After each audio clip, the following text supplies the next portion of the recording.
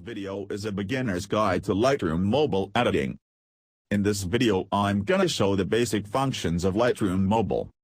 Before starting the video I'd like you to hit that like button and don't forget to subscribe and hit the bell icon to get notified about upcoming videos. Feel free to comment below any queries or ideas related to photography.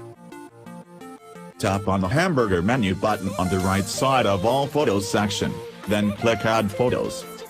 There will be a pop-up below from where select File. After that you select your desired image from your gallery.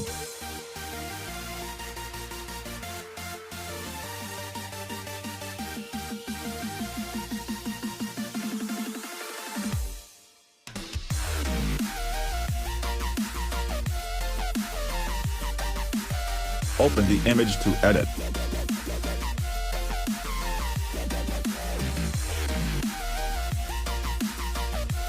This is the crop option, which lets you crop the image, tilt it, rotate it clockwise and counterclockwise and flip horizontally and vertically. Next to it is the profile option, which provides already created presets by Lightroom. It's similar to applying any filter to your photo on Instagram. After that is the light option. Here you can adjust the exposure, contrast, highlights, shadows into blacks and whites.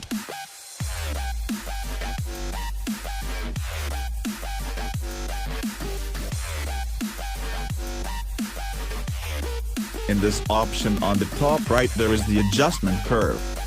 You can further tune your image to fix the brightness, contrast, highlights and shadows. Then we go to the next option, which is the color option. Here you can adjust white balance, which is the temperature, tint, vibrance and saturation. On the top there are two options, black and white, which applies a monochrome layer to the image. And the second option is mix, which lets you adjust hue of a particular color. And also let you adjust the saturation and luminance of that particular hue. Now comes the Effect tool, where the clarity of an image can be adjusted to make it look sharper with more details or look soft. There are other tools like Dehaze and Vignette. The dehaze value is increased, then it removes any small core fog-like particles from the photo, making it more clear. But if decreased the value, it creates smoky or foggy environment. And in the Vignette tool we can get a spotlight effect in the image. On the top right there is Split Tone tool, which changes the hue of highlights and shadows to give a unique look. Next is Details tool, which provides sharpening and noise reduction facilities. Sharpening will make the image look more sharp and crisp with more details, while noise reduction will remove any noise created due to low light, and makes that part softer in order to hide the noise. Sometimes color noise are produced due to a lot of adjustment in an image. These color noise can also be fixed with the help of Color Noise Reduction tool. And there is a Lens Profile Correction tool. This tool doesn't have anything to do with photos taken with mobile camera.